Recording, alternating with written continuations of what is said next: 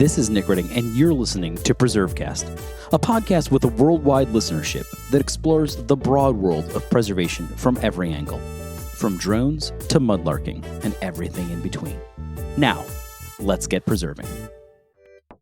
Ask anyone working in the trades about who we should be keeping an eye on, and many will tell you Amy McAuley. It's for that reason that I knew we had to get Amy on PreserveCast and release that episode in conjunction with our celebration and recognition of women in preservation and the historic trades. Known for working with hand tools, that means no power tools, Amy is a master craftsperson making waves in a field that deserves far more attention. This is Nick Redding, and you're listening to PreserveCast. Today, we're very excited to be joined by Amy McAuley, who serves as the preservation joiner at George Washington's Mount Vernon. And so we're going to be talking about all things trades and caring for a place like Mount Vernon. But obviously, we love to get to know our guests, their background, upbringing, what got them interested in history and preservation. So, Amy, you have a really fascinating job, and we're going to talk about that. But what's your backstory? How did you get into all of this? Oh, it's a long and crooked road that that has got me to Mount Vernon. I was raised with a love for history, namely through my grandmother, and we lived next to their farm, and so I pretty much spent all of my time with her and my grandfather. She did a lot of genealogy, so I learned a lot about my family history through her. And there came a day when I was like, I think I want to be an archaeologist. And she said to me, there's no money in that profession. And so instead, I got a degree in fine arts, which, equally doesn't have a lot of cash flow. And once I had gotten my degree from the University of Oregon, I struggled to figure out, if you're going to be an artist, you're usually going to be freelance, therefore you're a business. And I was very hesitant to start a business. I didn't have any sort of background in that. And it seemed very daunting. So I moved to Portland, Oregon, and did some odd jobs for a bit. And then I had a friend tell me one summer that she was working with a general contractor, and he needed help for the summer, and he hired 5 women to work with him on a project. And he said, I'll keep one of you after the summer. And I was with him for about 7 years. He does have a degree in historic preservation. So I was exposed at that point to what historic preservation was, because I didn't really understand it that well. And he showed me some, basic skills along the lines of preservation. But eventually he kind of went the way of a remodeler, or kind of a general contractor situation. And there came a point where I, wasn't really finding a lot of joy in that. And at that point is when I started my business in Oculus Fine Carpentry. And I've been Oculus for over 20 years before I came here to Mount Vernon. And I sent my business cards, or I placed them at a window shop, a shop that makes new windows, and also you can purchase replacement, like Marvins and such. And so all my calls were windows, obviously, of people that wanted to restore them and not, toss them into the dumpster. And so I immediately found myself very busy doing exclusively windows. And I needed to get up to speed with how they're created, what goes into the restoration of windows. And, just started doing research, and slowly got some skills. And eventually I was noticed by SHPO, and they were starting to refer me to people. And that's when I began doing nonprofit work and working with state parks on more unique structures, house museums, lighthouses, uh, all manner of strange buildings that you might see on a state park or a friends group might own. It's interesting. It seems like we've interviewed a variety of different tradespeople, over the course of our work here and interviewing folks. And it seems like, in a silly way, windows are like the gateway drug to trades work. It seems like well, people needed their windows done, and so I started doing windows, and then before you know it, I'm working on lighthouses. I mean, it's like. Do you think is that a common thing? Is it just because there's so much window work out there, or is it a simpler type of trade skill? What is it about windows? Is it just the volume? I don't think it's simpler. In fact, they're quite complicated. And if you've ever tried to take apart your own window, you would quickly come to that understanding. I have, and I've screwed it up. So yeah, I know exactly what you're talking about. For a while when I first started out, there wasn't a lot of people doing restoration of windows, at least in Portland. And they're attractive, right? The old ones are good looking. They have wavy glass. They have character about them, and people didn't want to toss them into the dumpster. And so, because I was, there weren't many of people doing it in Portland. I was super busy, and it moved on from that point. Eventually, more and more people started to get into the field and became businesses in Portland, and I was able to refer work out when there came a point where I was pretty much exclusively governmental and nonprofit projects, and I kind of stopped doing residential work, and so I referred I was able to refer out to people that I knew that were doing the work. So there's a big focus right now, and some of the work that we're doing with a project we have called the Campaign for Historic Trades, which is a partnership with the National Park Service. But there's a lot of interest right now, as there has been for years, but about trades training. And I'm curious, you mentioned it in passing, doing research, kind of, you obviously were working with a GC and all that kind of thing. But talk to us about your training experience. What was it like? Was it more you did it yourself? Did you, sort of apprentice yourself to a master? How did you go through trades training, or how did you get the skill set? Well, there's no masters in working in window restoration or building of windows in general. I would say that one of the pivotal moments in my career, and I've been thinking about this as of late because I just turned 50. Looking back at my career, at the places where I chose a path, and by choosing that is how I've gotten to where I am now. And one of those moments was I was working on a nonprofit house outside Portland, and with a friends group and with grant money, of course, you have a lot of people that come to meetings, and you don't work in a vacuum. You have to, discuss things and agree on stuff.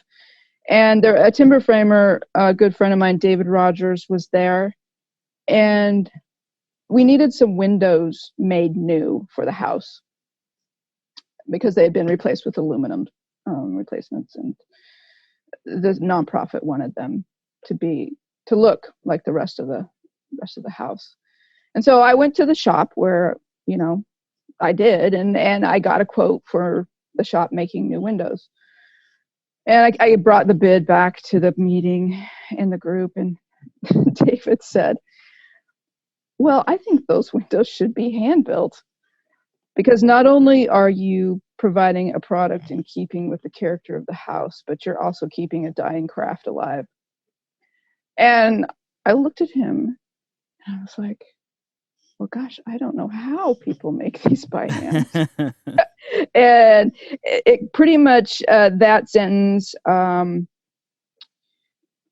defined kind of the second half of my career, because I became so obsessed with learning how windows were made by hand. I started amassing hand tools, learning how to use them through trial and error. I had some friends on a social media page in England who told me, okay, try this or try that. Or when you're bringing in antique tools, there's a lot of tune-up you have to do. So they would help me figure out, do I need a new iron? How can I fix this? Something's janky.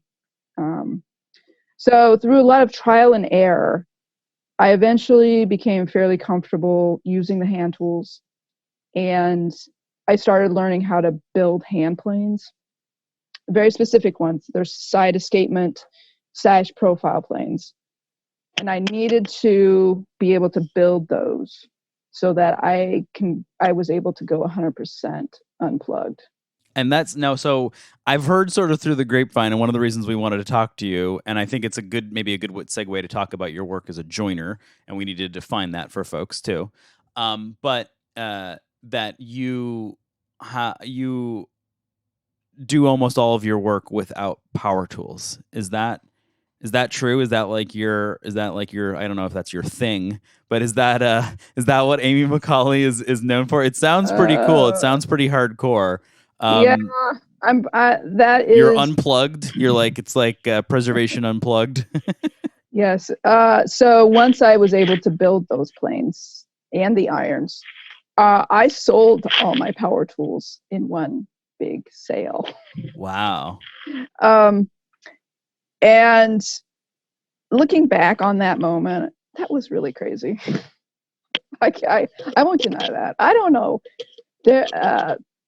I was so, it felt like I was put on this earth to do this work by hand, and to keep a dying craft alive, essentially.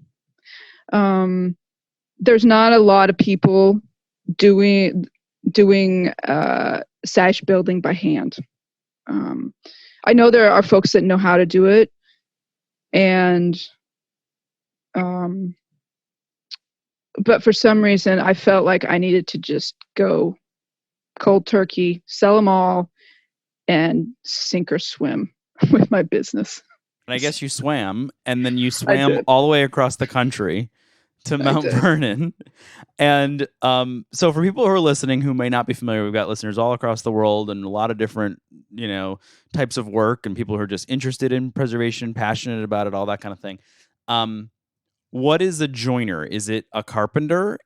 What is the difference between a joiner and a carpenter, and why are you a joiner? And then we'll talk about what that means at Mount Vernon. But let's define the term, because I think a lot of people probably aren't familiar with that term nowadays.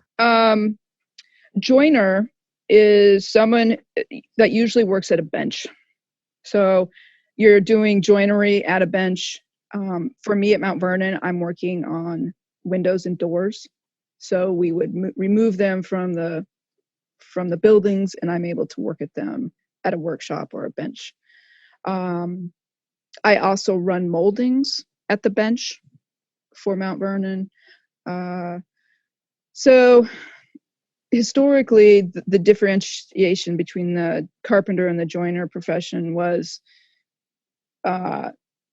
joiner works with joints, as in windows, doors, that sort of finer joinery, whereas the carpenter is usually out in the field, on site, the building site, putting the buildings, putting them up, essentially.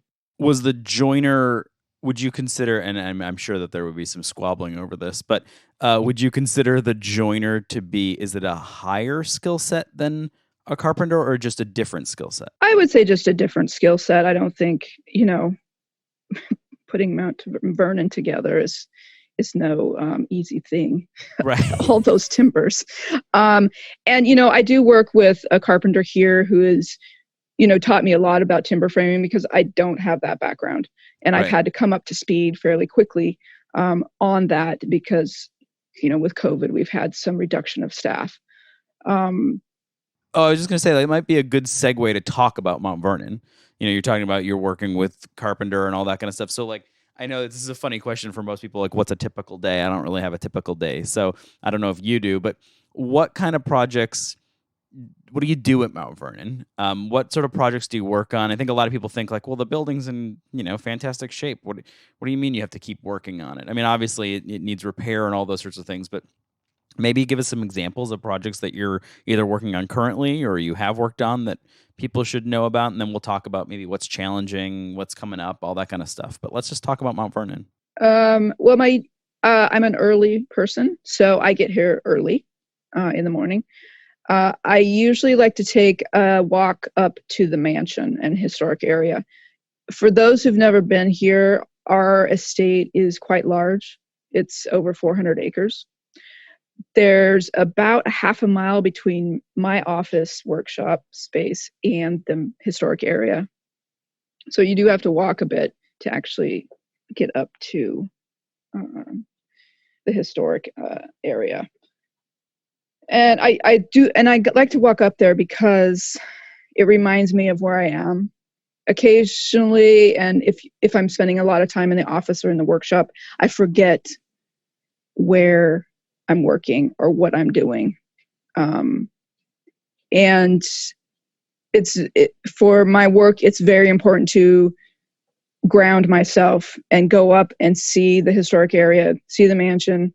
I have to remember there's an enormous amount of weight by working here put on your shoulders. I mean, there's a presence of the house, of the historic nature of the site that is unlike anything I've ever worked on. So I do like to do that morning walk. Plus, it gives me a chance to look at all of our repair work that we've done and to make sure that things are not changing or there's something odd going on. And then I do have meetings during the week that I attend. This is very much a team effort here at the architecture department. And so we have a lot of discussion about things, about process, things that have come up. So I certainly don't work by myself or make decisions by myself. And at that point, after meetings, I go up and I usually work in the workshop, which is where the benches are. And depending upon what's happening, it varies. I do have to juggle quite a few projects at one time.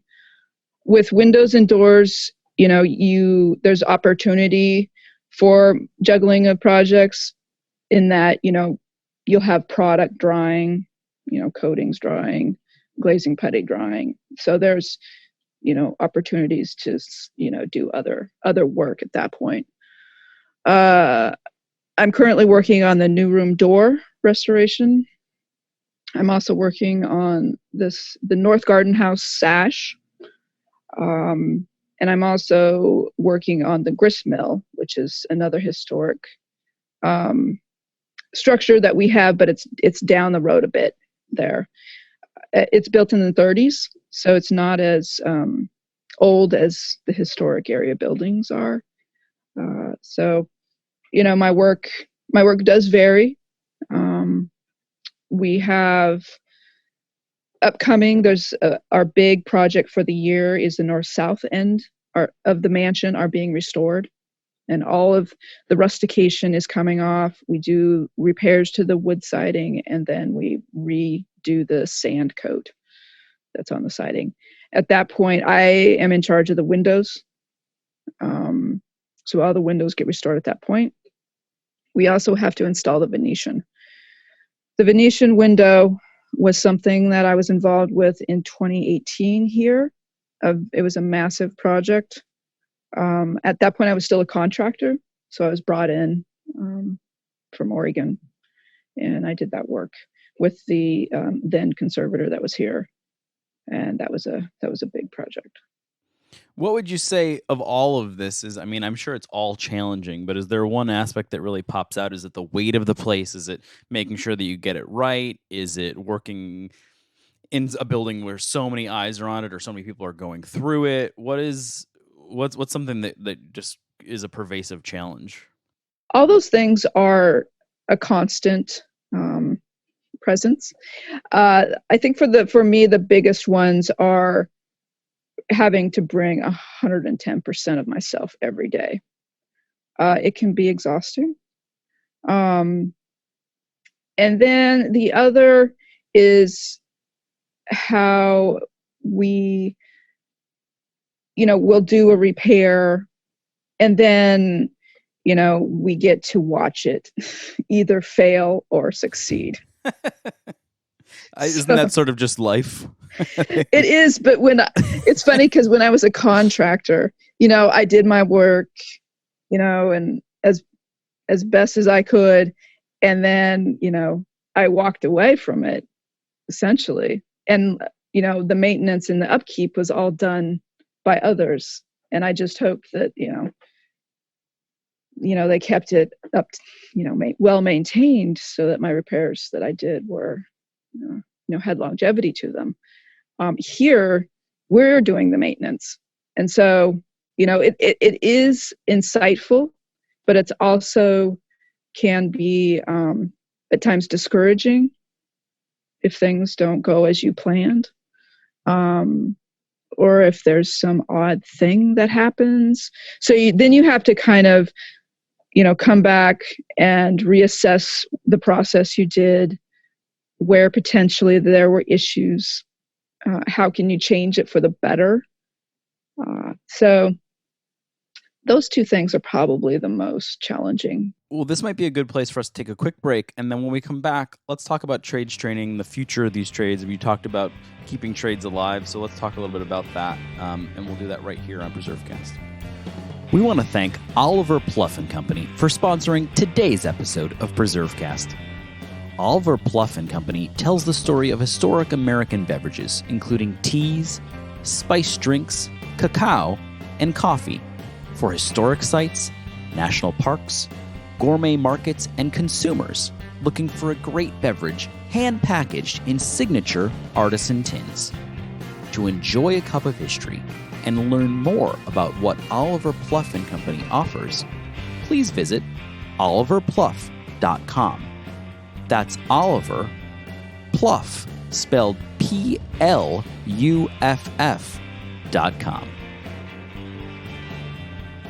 We'd like to thank Masonry Solutions International for sponsoring today's episode of PreserveCast.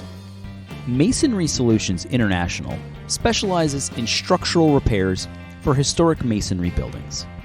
With decades of experience, Masonry Solutions International helps stabilize and enhance important historic places, supporting the owners and project teams involved in that challenging work. To learn more about Masonry Solutions International, visit masonrysolutions.com. That's MASONRYSOLUTIONS.com. This is Nick Redding. You're listening to PreserveCast. Again, today we're joined by Amy McAuley, who is the preservation joiner at George Washington's Mount Vernon. We've been talking about her path to the trades, talking about the work that she does at Mount Vernon, the weight of that work, the gravity of it, and the challenges associated with that. And, just trades training in general have a lot of challenges.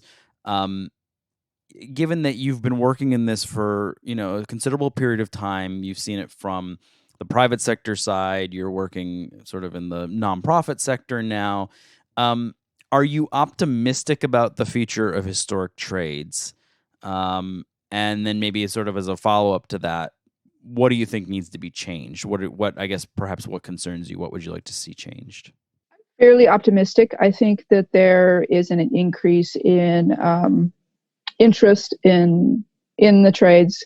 I think the work of some of the trade schools like ACBA and North Bennett and Belmont, have raised the option of trades for, say, a high school student or a young person, or really an old person. You can do it whenever you want, to have an opportunity to, go down that road. And I think that, I was not aware of those schools when I, was applying to colleges. So I think the one thing I would like to see happen is more presence, just out there in the world of historic trades, so that, people out west, or like students out west, can understand that that's an option. I don't think college is right for every person. And I think there are people out there that are gifted with their hands, and we need those people to potentially, take up these preservation trades. And for myself, it's always been a challenge to have apprentices. As a small business owner, you don't have a lot of extra cash to hire somebody and pay workman's comp, any sort of benefits, and still make ends meet. And that was my big challenge when I had my business. I tried it twice, but because what I was doing with the Unplugged was so foreign and so out of everyone's wheelhouse, I spent 8 hours of my day training. That's all I did was train. And the projects were not moving along as quickly as I needed them to make ends meet. So, having these colleges that offer training and also internship potential at some sites, because we at Mount Vernon take on an apprentice or an intern from ACBA every year. And so these up and coming tradespeople are getting exposure to kind of what we do in our philosophy, which is great. And we hope that they go out and either start their own business or become a valuable asset to someone's, work on some of these structures. So I would like to see more of the trades talked about in the media, profiled at conferences, places like, I know it's hard for tradespeople to access APT, but it would be great if there was some sort of representation of the trades there at those bigger conferences. This year, I became involved with ICOMOS and joined the International Wood Committee. Traditional trades and crafts are a major component of their charter. And so I would like to, find a way to help them in any way I can promote historic trades and crafts. So, those are some of the ways that some of my thoughts on historic trade and craft. Yeah, it's important and it's timely. Speaking of trades and preservation, all those sorts of things, do you have any favorite must-read trades or preservation books that people should be picking up that sort of inspired you or that you love? Conserving Buildings by Martin Weaver. That's a big one. That's a good place to start for doing some more conservation level work on structures. What else? The English, what is it called? Practical Building series by English Heritage those are excellent texts. They are expensive, but occasionally you run across a sale on those. But they are worth every penny. And for those listening, they couldn't see Amy, but she leaned over and looked. It looks like she has them right next to her there. Yeah, so. I have a couple right here. So they're right at her fingertips there. The timber book is about to fall apart, but we'll get him fixed up. So those are excellent. There's actually a lot of information on the Wood Committee website. We publish the proceedings from our conferences, and there are papers there that talk about conservation globally. Some of it is hands-on, and some of it is theoretical and policy. Those are good places to find information if you're thinking outside of the U.S. or England. Let's see. Those are the ones right off the top of my head. So if people want to learn more or find out about you or what you're doing at Mount Vernon, where can they do that? What's the best way to follow what's up with you? Well, I am on social media, Facebook and Instagram. I don't do Twitter. I'm sorry. It's a big time suck. So those are two places that you can look. Facebook, I'm in there under my name. On Instagram, it's Oculus Window. I'm also a resident curator for Fairfax County, which means I am restoring a house in exchange for paying rent, essentially. And so I will be starting a blog on that project fairly soon. Because you just don't get enough of it at work, so you have to go home and restore a building. Well, let me tell you, housing around here is expensive.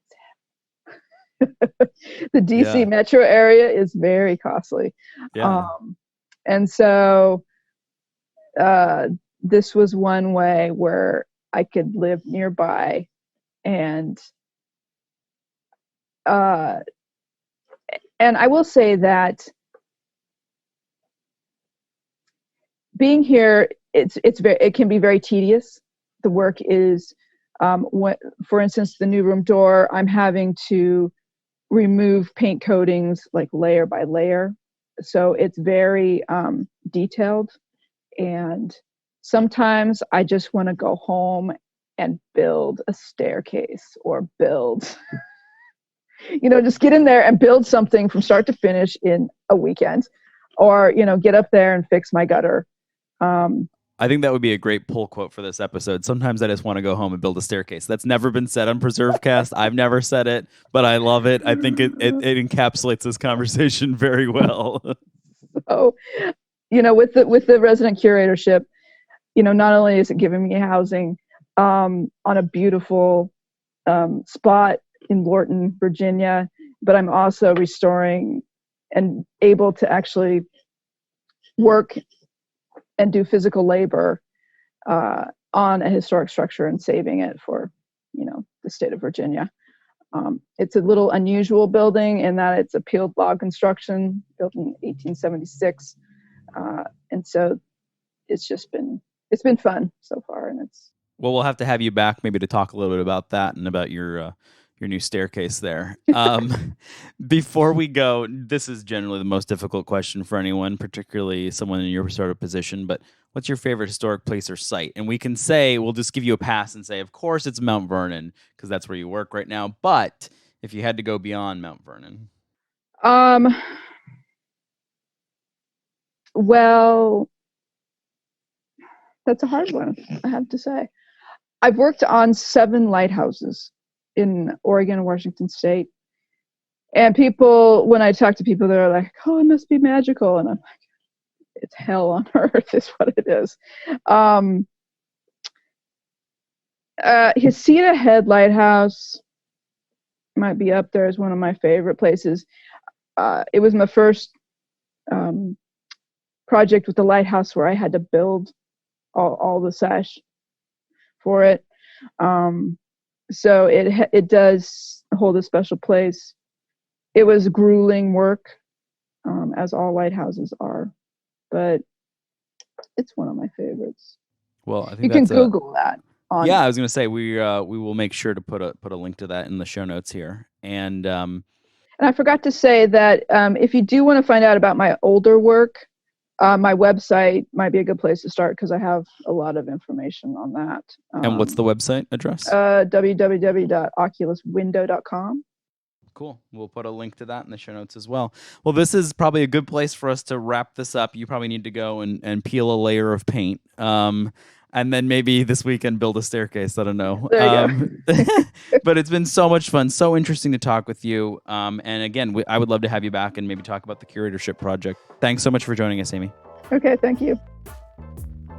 Thanks for listening to PreserveCast. To dig deeper into this episode's story, head over to preservecast.org for show notes and our collection of previous episodes. Don't forget to engage with this podcast by subscribing, commenting, and leaving a review. Follow along on Instagram, Twitter, and Facebook at PreserveCast for even more. PreserveCast is currently recorded in Walkersville, Maryland, and sponsored by the 1772 Foundation, and powered by Preservation Maryland. Thanks for listening, and keep on preserving.